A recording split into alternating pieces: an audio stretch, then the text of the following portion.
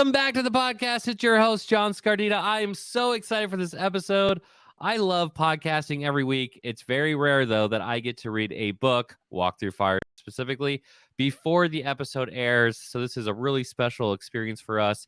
If you're in emergency management, specifically hazmat, we did a hazmat episode just a few weeks ago. And if you're in this space, you definitely need to understand what happened in Waverly, Texas, or Tennessee. 1978. Most people are aware of that disaster because what happened with FEMA a year later. But we're going to be talking all about that today with Dr. Ali. She is really incredible. In fact, she has a lot of personal ties to this book, which we'll talk about in a little bit. But it's a huge honor. And thank you again for letting me read your book, Walk Through Fire. Welcome to the show, Doctor. Oh my goodness. Thank you so much, John, for having me on the show. I'm delighted to be here, and I'm just so thrilled that you've read the book and enjoyed it. So thank you for that. Well, I figure if you send me the book, it's only the polite thing to do to read it.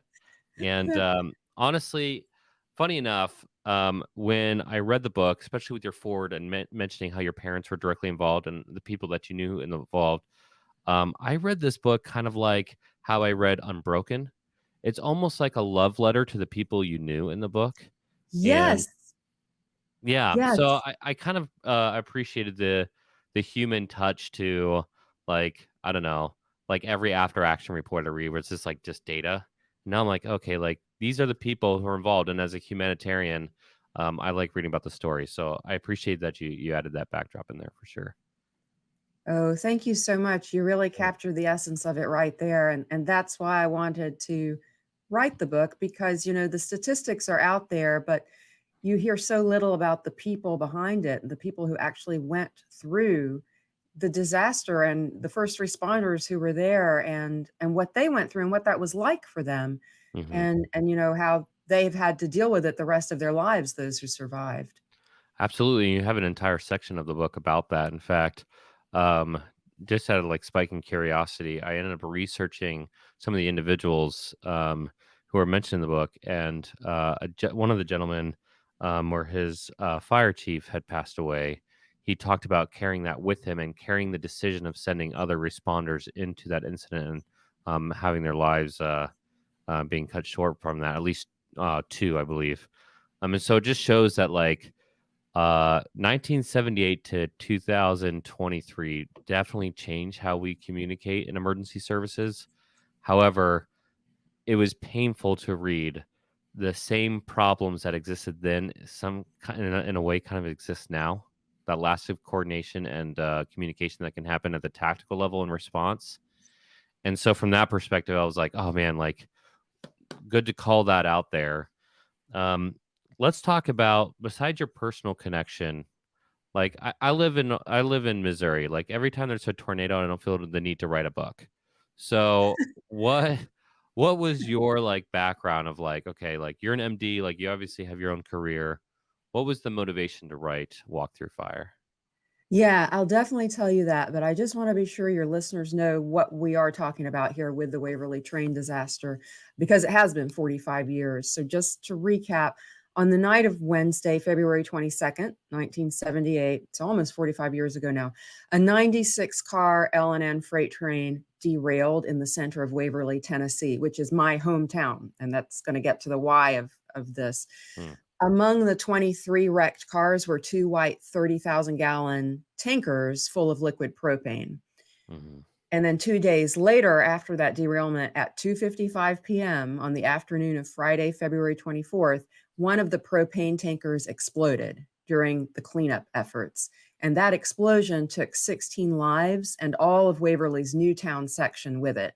More than 200 people were injured. So growing up in Waverly, everybody knows about the Waverly train disaster. And, you know, it's just one of those things you grow up hearing and learning about.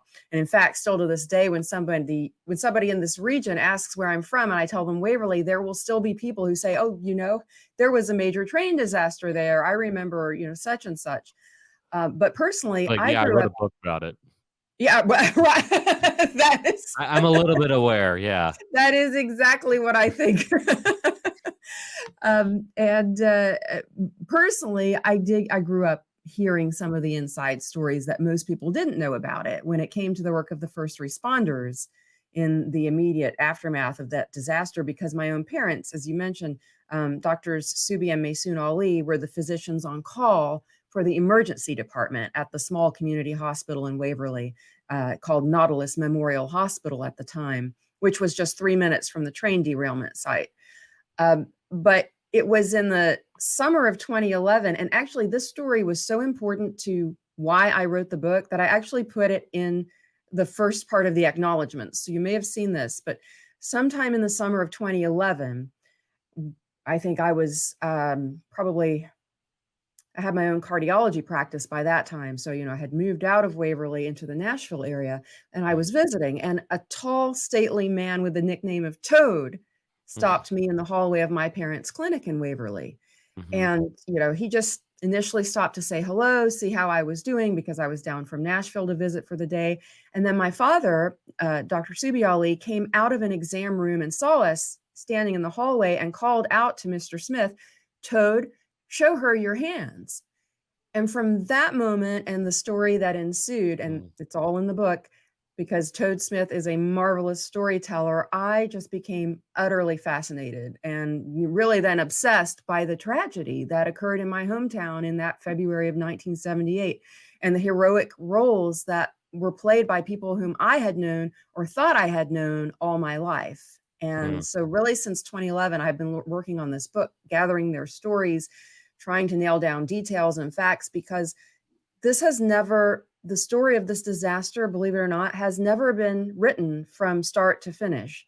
There have been statistics, there were newspaper articles at the time. Every now and then you'll see an article on an anniversary, but never the whole story. And I really just couldn't believe that because of what an amazing story it is and how important it was for our nation. So that was what led to the book.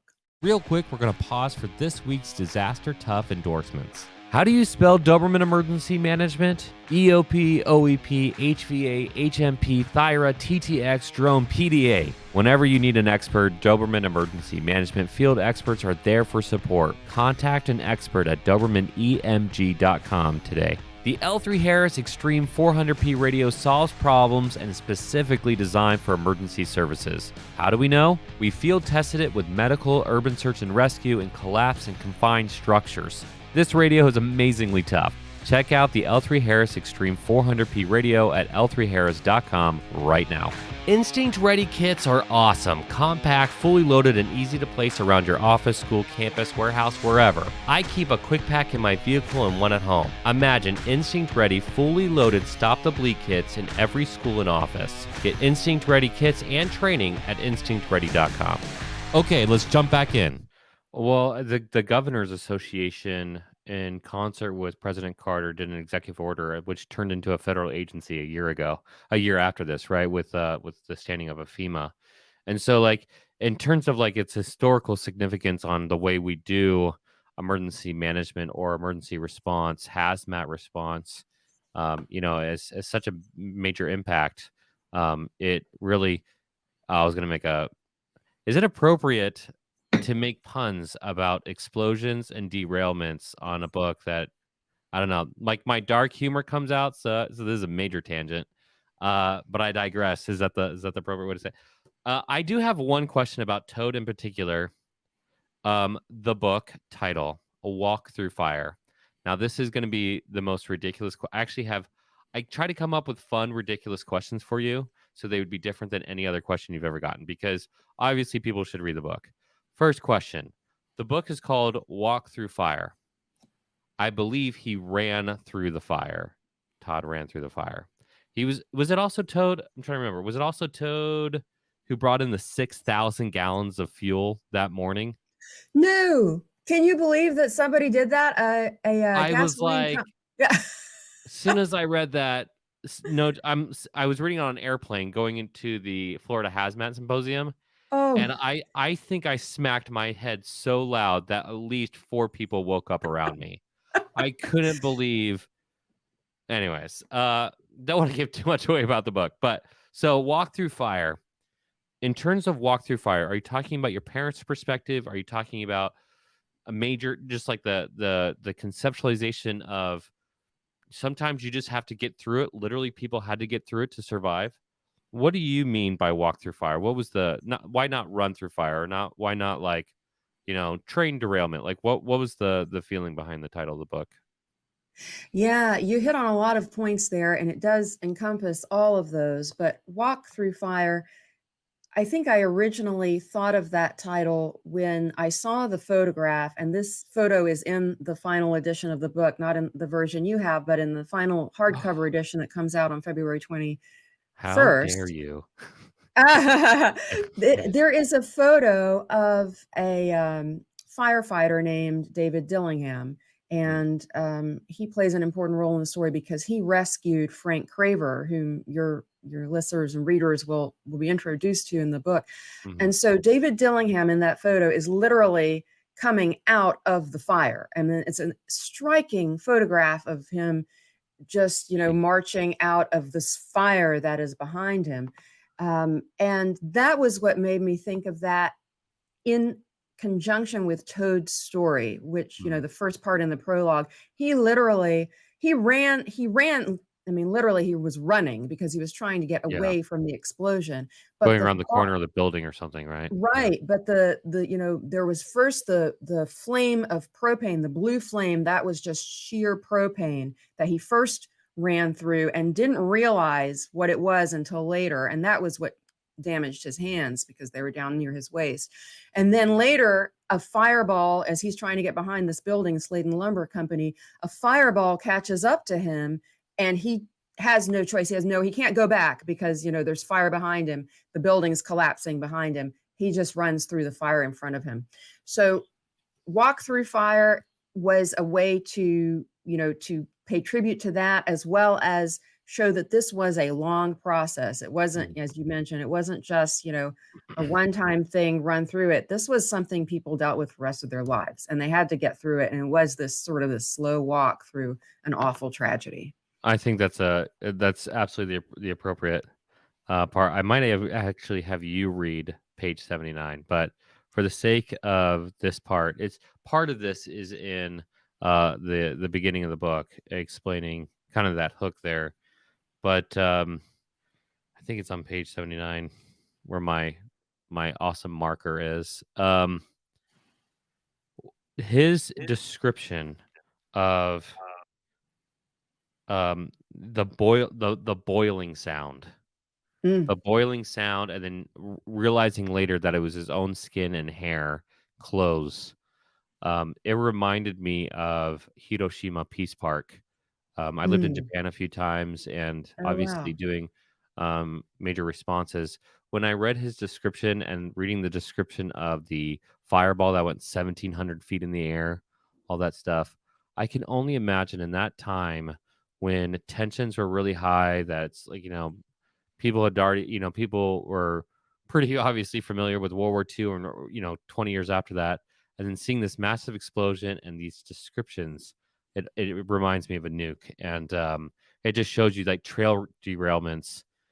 I mean, even the what was it, L and N coming up, and then just like hanging out, and at the beginning, and not even like communicating that. It's like, oh, by the Right. way, you know, just for our listeners' sake, from an emergency management perspective, you'll read a lot more about this in the book. But um, small town, people come up, and there's as she mentioned, the doctor mentioned, there's 24 cars turned over. They don't know, there's no markings for the propane, 30,000 gallons each. What was interesting though is the people don't think about the cold versus the heat and the sun. So 2 days of just really, really cold, 15 degrees, but once it warmed up on that Friday, the cracks happened, rapid expansion. Propane, for those who are not hazmat background, expands like 250 times, like instantaneously when it starts to warm up. So that rapid explosion expansion plus the heat, you had this crazy disaster happen, and yet there was almost no true communication. They were like I said, they were bringing in 6,000 gallons of fuel. From your takeaway as a physician, with parents as a physician who are in this, what is your big call outs of not just why you wrote this book, but what can we learn from it so that we never really experience something like this ever again? Ooh, I think There are so many things we could learn from this, and um, thankfully, some of these lessons were put into place. As I say in the book, a disaster of this magnitude doesn't happen as the result of a single factor, but Mm, it's rather the cataclysmic event at the end of an accumulation of errors and lapses in judgment. yes. And so, this points to where protocols are really important because they're meant to keep us on track. And in the case of the Waverly train disaster, what led to the train derailing in the first place was, in hindsight, a very simple mistake, very avoidable mistake. It was a cracked wheel on a gondola car that was carrying railroad cross ties that was the cause of the derailment. And how that happened, how the wheel cracked, was that at an intermediate stop, so the train left Nashville that evening and went through Colesburg, Tennessee, on the way to Waverly. And at Colesburg, a car was taken out of the train and 5 others were added. And one of these was that gondola car. And Mm, then when the train departed Colesburg, the brakes had not been properly tested, which was a violation of federal regulations even at that time. So, mm, because of that, the handbrake on the rear wheel of that gondola car was left on. Simple mistake. Somebody should have just released that handbrake, but they didn't check when the cars were added to the train. And so the heat and the friction that built up as the train made its way toward Waverly caused the wheel to crack, like all the way through its rim, plate, and hub. And there's a picture of that in the book as well. mm. And so when that fractured wheel hit the switch in the tracks at Richland Crossing in Waverly, and at that switch, only properly aligned wheels should be able to go through. It pulled the gondola car over on its side. It derailed the 22 cars behind it. And 2 of those were the um, tankers loaded with liquid propane. And then, Mm. Another mistake was that those tankers, as you've mentioned, were not labeled for liquid propane. They were actually labeled anhydrous ammonia. So Uh-huh. for at least a day, nobody on the ground in Waverly knew there was liquid propane in those tankers. And as you say, that wasn't communicated. Um, then it was not communicated to the personnel on the ground, the first responders, that the tankers were not insulated. They were not properly insulated to withstand that kind of structural damage in the derailment. So they had no idea how much damage had actually been done to the tankers, how those Mm. cracks had propagated during the derailment, and what significance that had when the temperature warmed up later on Friday and the propane was able to escape. Um, Boom. and there's just series error after error. I think another important mistake that's worth highlighting for emergency managers, because of its implications for all future management of train derailments and incidents like this, was the premature release of the perimeter. So there was a 1,200 Oh, foot I know. perimeter, When they had right? him go back in. Yes. Right. Yeah, so there's a 1,200-foot perimeter that had been set up the first night and all the next day after the train derailed. Then after 2 days of, these boxcars and tank cars lying on the ground without further major incident, a sense of complacency set in, and the firefighters, police officers on the ground in Waverly at the time were told by the railroad personnel and other authorities that it was safe. That's a safe Yeah. situation. Nothing has happened. Nothing's going to happen. And they could release the perimeter. And so, the original plan set forth by Waverly's assistant fire chief, whom I believe you mentioned earlier, was to keep the perimeter, but, everyone said it's okay. They released it. And all the injuries, loss of life, major property damage that occurred happened within that original 1,200-foot perimeter. So Yeah. if they had just held the perimeter, so much of that would have been reduced. So many more lives would have been saved. Well, what's interesting, so there's a lot to unpack there. From the setting up the perimeter perspective, I thought it was incredibly clever that they just looked around town and found construction equipment and just Yeah. like use what they got. Like, and I was like, we'll talk about a lesson of try to have good situational awareness of just like sometimes this is what you have. It could be traffic cones, it could be whatever you have, but setting up that perimeter and perimeters do work. And I mean, to their credit, they had the right. In fact, the question I wrote down, big question mark, was how did they determine 1,200 feet? And it was basically like, oh, I think that's the right call. And Yeah. it's funny how they started off with right calls and they slowly progressed to I would say poor or incompetent decision making only because of a lack of training and understanding. I mean, you mentioned in the book 1975, they were still looking at hazmat and hazmat regulations, and even though they had some, there was definitely more that needed to be created there. This is like a hazmat scenario that I would never want to happen because like the cars are marked wrong. Nobody really knows what they're doing. They don't. There's Mhm. really no standards. I could only name, which I won't on this podcast, which events we would be most incompetent to now because of a lack of one experience, thankfully, but two maybe of lack of training. And so it's a good call out for better coordination and communication, and try to get every stakeholder involved so they want to share information. Like I don't know, what do you do during a train derailment? In fact, good call out for Colonel Chris McKinney, who was on our podcast before. Task Force 46 is in charge of all seaborne responses in the United States. And we just did a train derailment exercise in Philadelphia last summer looking at this. So people are looking at it, at least. But crazy stuff. Okay. Now I get to ask you another fun question because I've wanted to ask you lots of fun questions. On the side here of this book, now I have the soft cover. We had a lots of jokes with my team because by the way of design, um, the titles of each chapter have a line under the chapter, right? Let's see a good example. This right here. See the line? Well, we Yeah. started putting on our foil hats here, and we're like, okay, if I move the book over slightly, if you can see that, I don't know if you can see on my screen, the lines are Oh, all different. And yeah. we're like, oh, is this a message? Like, I love my parents because this is a love letter to your book, or is this like Morse code? So we started like doing the dot dots closer, farther apart. But it was kind of a fun thing. But your book really is, and I said this before we started recording, a love letter to your parents and to your the people in your community. What would you want people to remember about your parents in this specific event? I mean, first of all, I'm talking too much, but I have one comment. You said the hospital is only 3 minutes away. Is that because That's your right. dad's notoriously fast driver, or is it actually 3 minutes away? I do No, remember I that. actually drove that I drove that distance myself in Waverly to make sure I had that right, and it is Did you? 3 minutes away What would a because the normal hospital speed is just limit look 1 like? mile. It's just 1 mile up the hillside, 1 mile.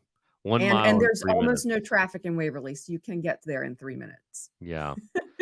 Okay. So going back My to dad probably could have made it in 1 minute, so the but yeah, it took exactly. me 3 minutes. Yeah. And Sam would always beat him, right? She even beat him on the that was my other, oh man, I had this other call out. I'm jumping to me. I get excited. I apologize. But No, I'm glad. That's the wonderful. when she said, I marked this down. Hopefully I can find it. When your father arrived at the hospital, he took only 2 hours as a break and went back to the hospital. And Sam was already there, and he asked her if she went home, and she goes, "No, myself and Nancy, we've been here all night." And two things instantaneously happened.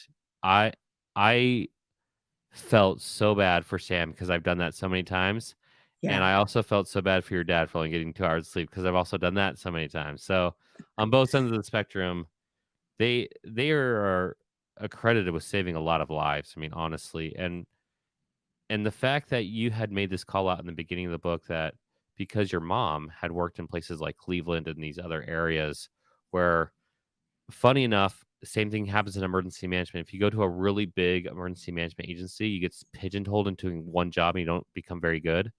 But the fact that she was, I want to say ostracized. Hopefully that's not the right word. But she was forced into other markets where she had to do a lot of different jobs, and he had to do a lot of different jobs working in DC.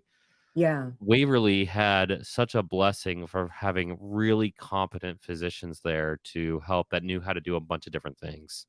So just want to call that out. But what do you want? What do you want the audience to remember your parents as heroes, or is there another perspective that you want them to see? You know what my parents would tell you, and it's what they told me, was that they were just doing their jobs. They Mm, were just doing their duty. They certainly didn't and don't think of themselves as heroes. And really none it's really interesting to me because I think of them as heroes. I'm a physician myself, and I still think of all the physicians, the medical staff, and the first responders in this scenario as heroes. mm, Because writing about them was really difficult because I could feel, as I was writing what they went through, how difficult that was, and what they saw. And these were people, who were taking care of burn victims that they knew, that they went to church with and community meetings with, and they knew their children and their families, and they were burned beyond recognition. These were their friends. So yeah. it was a very personal story. And so I think, getting back to my parents, they will tell you they just went on autopilot and they were so grateful for their training. They both trained at Howard University Hospital in Washington, D.C., and they saw everything there. So when they came to Waverly, they were really well prepared. Even though they didn't know it, they were prepared for a disaster just like this. And my Mhm. father had been drafted into the Army during Vietnam, but That's he right. was allowed to finish his surgical training because of legislation known as the Berry Plan, which Mm, allowed physicians in certain specialties like surgery, which was a needed specialty, to finish their training. mhm, And when he finished, he was then in the Army Reserves, and they did drills and training for mass casualties. So mm, he brought that training with him, and he said that when he was in that situation, it was just like he had been trained to be in a theater of war, and he just went to work with that in mind. mm, And I think, one of the remarkable stories, I can't get over it. It's described in the book. There is a method of getting a central line for intravenous access through the subclavian, which is the vein underneath the clavicle. mm. And it's hard to find, it's hard to hit, even in the best of times, even in somebody who has not been injured or burned. But in a burn victim, to find that is really difficult. And you really Yeah. have to know your anatomy. You have to have done it, hundreds, thousands of times. And my dad had. And so he was able to get intravenous access and in all of these terribly burned patients so that they could get fluids and be stabilized. Mm, And for many of them, that was their only method of access for intravenous access. And he went through all these patients. I mean, they triaged, I think, over 40 patients within an hour, and he that's hit every stick the first time, didn't miss a single one. And I yeah. asked him about that recently again, and he said, I really think there was a higher power guiding my hands that day. Yeah, So when absolutely. he looks back on it, that's how he thinks of it. My listeners know that I'm a religious guy. I've lived all over the world and done some crazy stuff, and I've seen some pretty rough stuff. It's funny enough, the rough stuff is what convinces me more that there is a loving, you know, eternal being there to help us out when we absolutely need it. And that doesn't get away that there's hard moments in life. Obviously, people passed away, were burned in this. But tragic experiences can turn into generations of learning and growth. And the fact that the first take every time. There was actually another incident that you had called out. You set this up in the book, I believe, with that story is when he it was another physician, another hospital, and the guy's like, "Oh, I don't suit up, or I don't wash Yeah, my I hands. don't scrub in. Yeah. I don't scrub in." The guy was, and your dad was like, "Okay." And got to work, and he knew there was only like a 10% chance of the person living, but he still did the operation and saved the person's That's life. right. That's Um, right. Yeah. yeah. So, yeah, I mean, talk about again competency. So, from lessons learned of emergency management and really the responder community, communication, know your craft inside and out. Mhm. Mhm. Get the best training. Get a book written by you, by your daughter. All these really great things that are good call outs here. And really, again, as a love letter to your family and to your town. And I would tell my readers to read it like that because again, go in the analytical mind there a little bit. If they don't have a medical background, by the end of the book, they will have a medical background because I had to look up so many words. Like, what is this? What does this mean? I can't even pronounce this. But No, it was it was a really fascinating book and story because again, I know the implications of what it meant for my field, and I think it's Yeah. good to know that your history and um, reading materials like this allow us to go in and even think. Um, Now, on the scary side, this isn't really the scope of this conversation, but when we talk about active shooters, we always say it's not a stranger like on TV. It's these people. And this is going to sound dark, but on the best side, it's not an intentional act, but it could still people you know. And how do you process that information? Autopilot in a disaster is the best thing, but for everybody listening, autopilot does turn off eventually, and you need to Yes. have mechanisms, professional mechanisms, a crowd around you, healthy habits, all these different things we've talked about in other episodes to make sure that when that autopilot turns off, you don't become part of the party that you just had to help. And that's my call out Yes. there. I'm Um, so glad you brought that up. That's so important. Yeah. well, you talk about it in the book, so I'm just trying to be like more like you. So, um, in terms of doctor, in terms of your final call out, not so much as a pitch because I think if I think people should read the book. So I'll pitch that for you. But in terms of your advice to the field of emergency services as a whole, after taking 10 years to really dive into this as writing this book, what is your final call out to somebody getting the field? What do they need to have on top of on you know what I mean on their belt? Tools. Preparation, training so that you can go into that autopilot when it's needed. I myself am a cardiologist, and I used to be an ACLS instructor, advanced cardiac life support, which many of your listeners will be familiar with. And the whole point of having algorithms and protocols is so that you don't have to think when it comes down to disaster or tragedy in front of you. You can just go to work and just do what has been proven to work. I would say, what came across to me is you've already mentioned communication and following the protocols. If you're supposed to inspect the brakes, inspect them every time. Yeah. These are the things that prevent major disasters later on. So it's the little things that matter. Little things that matter. That's a good mic drop moment to end for a uh for a podcast that focuses on response. And we talk about training a lot. We talk about safety inspections is so huge. I think it was Lebanon. I think we had Dr. Stephen Johnson on here. He's the head of Seaburn Division for the British Army.